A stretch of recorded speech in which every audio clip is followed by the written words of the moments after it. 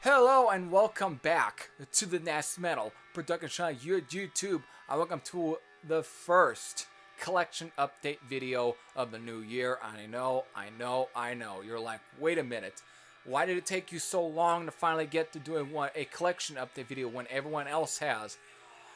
To be quite honest, because of my end of the decade list where I was pumping out all throughout January, I just was not able to actually fit at least a collection update video into it. I just was never able to fit within the within all the scheduling and everything. So it just made it difficult. So in a way, I had to kind of delay it. And I know I've been getting quite a bit of stuff since then. No, not a whole lot.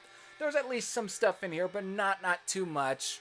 There's at least enough here, so I just couldn't. So finally, with all the delays, I'm finally able to do a collection update videos without there's not a whole lot of here. I definitely can easily zip through a lot of this. Again, all this has been kind of building up at least since December. So without further ado, let's just get right into it. First up is, of course, the Throne Within from Ram. Again, I got this around December, which is why I wouldn't have done the review for this album, which, of course, again, the review itself also came late. But again, here it is, The Throne Within. This, of course, is the deluxe edition version of this album that, of course, the Metal Plate released over in Europe. I don't have to talk too much. This was my album of the year for 2019, and it's a great album for sure. Ram do not disappoint. That's a great fucking band. So with that, even in that review, I even kind of showed the packaging through it and showed what was contained. It's a very cool packaging and everything. It's just badass. Came with the patch. Don't have to show that. I already showed it in the review. So there, it's a great album though from Ram. So there you go. The Throne Within. Next up is, of course, Axe Switch with the Lord of Flies. Now I purchased it around December time. Actually, was it December? Yeah, it was December time. I purchased it. Purchased it off of Swords and Chains. It's a great fucking distribution. I've talked about Swords and Chains. I've gotten stuff from that guy in the past. It's a great fucking distribution. Here based out of the U.S. It's a great play. He definitely gets a lot of imports, some other labels and stuff, some like High Roller, Storm Spell.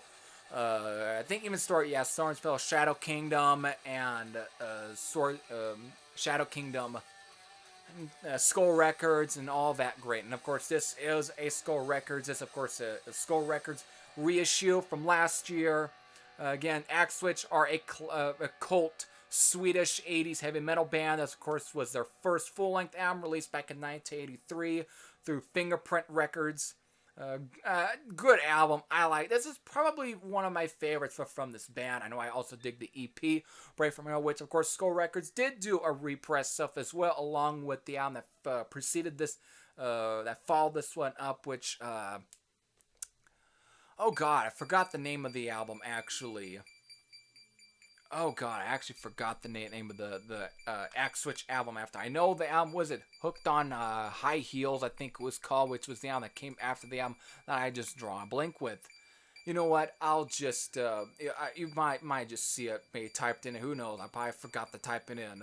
Anyways, it's there. If you see it, it could be invisible. So yeah, great reissue, great repress. I'm not going to go through too much of it, so there's a disc there, track listing. Definitely contains bonus tracks, mostly live sets from like 1985 and 1986. And some songs that didn't get recorded for the Hooked on High Heels album. But it's fine. Good album. Definitely one of my favorites next to Pray for Metal. And again, the album, I just can't remember that was released ever. I know everyone who are familiar with this band probably knows the full-length album anyways. Anyway, just a great album, great Swedish metal band. Pray for Metal is probably up there, and sooner or later I'll definitely have to get the reissues for some of those too. So there, Lord of Flies from Max Switch. Next up is Triumph would Never Surrender. Found this pretty fucking cheap off of eBay, actually. I had found it really, really cheap around that same time, and I was looking for it, and I was definitely in a mood to actually find something from these guys. So I know I've been really putting off actually wanting to give these guys a bit of a chance and everything. You know, I dig the first two 70s albums that they released. So I went on to eBay to find the cheapest, and that at least has free shipping and everything, and this was probably the cheapest, so I got it. It of course is one of the original US CD pressings for the sound through, of course, MCA Records. So there you go. Besides the cover, which you can kind of, if you can see here, I think you'll probably get a better look. You can kind of tell it's somewhat bent a little bit. But besides that, the disc, besides even when the disc when it actually showed up, I opened it up and noticed that the disc, when I took the look at it to see if it was in good condition and everything, it definitely looked dirty, but that was easy. That was so easy to do. I was able to at least clean the disc, and it looked fucking brand new. I mean, I was able to really see the disc better, and goddamn. I definitely could say the disc alone is in great fucking condition. Barely any scratches on it. It played fine as hell. So this is a great used copy of this album, and it's a good album. I definitely need to get some more from these guys. I need to add more of these guys' stuff to my collection. This is actually a really good album from these guys. Never Surrender. I mean, I don't want to talk too much about the sound, but Triumph's Never Surrender is a great album for sure. So I'll definitely be adding more to the collection here. So there you go, Never Surrender from Triumph. Alright, these next two found them pretty fucking cheap, and I didn't have these two, at least on CD, in the collection, and one of these I didn't even have in the collection to begin with. Of course, is Master of Puppets from Metallica, and of course, And Justice for All. Found them at Walmart for about, both of them were like $5 a piece, so not bad price, and you can tell they are in their shrink wrap still. They have not been opened, but there's a reason. Sooner or later, when I feel like listening to these albums, I'm going to probably, again, opening up the seal on these, and I'll listen to them. I know that I probably can open up and go into the packaging, but it would definitely take up a little too much of this video. But when I'm in the mood, I'll listen to them. I mean, I own Master Puppets on record. I've got the 2008 Warner Brothers half-speed master pressing of it, which is just a single record. I know they did, like, around that same time, 2008, they did, like, a 2 LP version of Master Puppets with the same sort of half-speed master, which I know a lot of people pretty much say the half-speed master pressings for Master Puppets are not very good, and they are right. It's not a very good vinyl pressing, but it's the only vinyl press and the only copy I own of Master of Puppets. I know in many ways the Blackened pressing probably blows away the Master of Puppets pressing there, but it's a fine pressing either way. But since I didn't own it on CD, I decided to go. I went ahead and just bought it on CD. I know it's not the deluxe CD copy, which came with, it was 3 discs, because the 2 discs had like some of the demos and a lot of the live stuff. But you know what, I didn't feel like it, so I just went with the regular sort of mini LP, since I own the mini LP versions for, like, you know, Kill 'Em All and Ride the Lightning, of course, the EP, the Garage Days Revisited EP. I got the 5.98 EP. I got that already, so I decided to round up the collection. And Justice for All, shit, that just fell on the floor.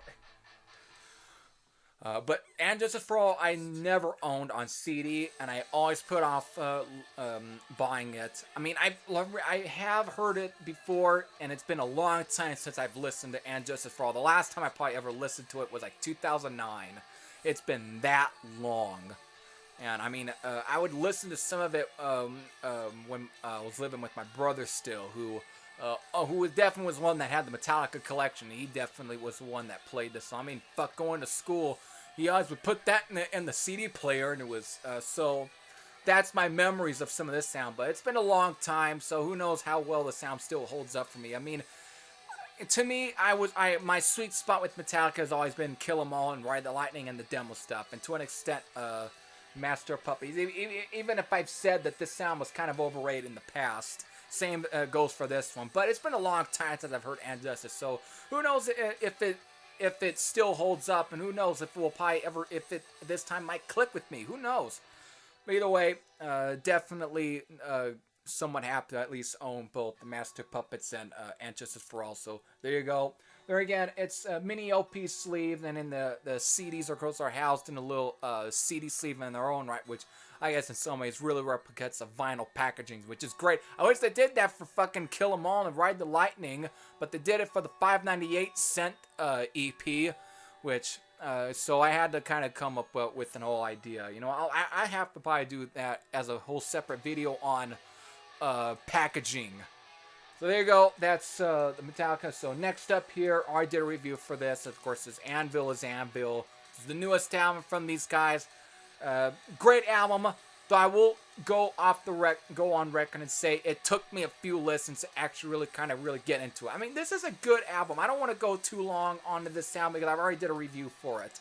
But again, I like the way that it opens up. Everything from like Legal at Last to at least Talking to the Wall, I think, are fine. Or Glass House. But after that, I feel like there is a little bit of steam that it kind of lost, and it kind of made it a little difficult a little bit for me to kind of get into. But again, with subsequent listens, it was able to really kind of sink into me. So it's definitely a good album for sure from Manville. But I still will go on record and say I probably do kind of like Pound of Pavement just a little bit more due to the way how smoothly it flowed from the album. But again, Pound the Pavement and Illegal at Last, I think, are definitely right now some of Anvil's best albums for sure probably since some of the 80s material for me. I mean, even though I dig Anvil as Anvil, and of course Juggernaut of Justice and This is 13, but to me, I think these two are probably for me some of the best since some of the 80s material from these guys. It's definitely solid musicianship and composition, so great stuff from Anvil. Last up, I already just did a review for this one anyways. Of course, is Ordinary Man from Ozzy Osbourne.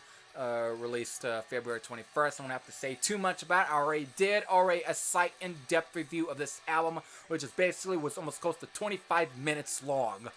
But I don't have to go on. It's definitely a fine album from Ozzy, though not one of his best. That's for sure. It's never. I mean, Diary of a Madman for me is like the top of there as one of my all-time favorite Ozzy Osbourne albums. But this is at least a good Ozzy Osbourne album. So with that, there's my collection update. If you've heard many of these albums, let me know what you think in the comment section below. This is Harry /SM out, and I'll see you all later. Take care, everyone.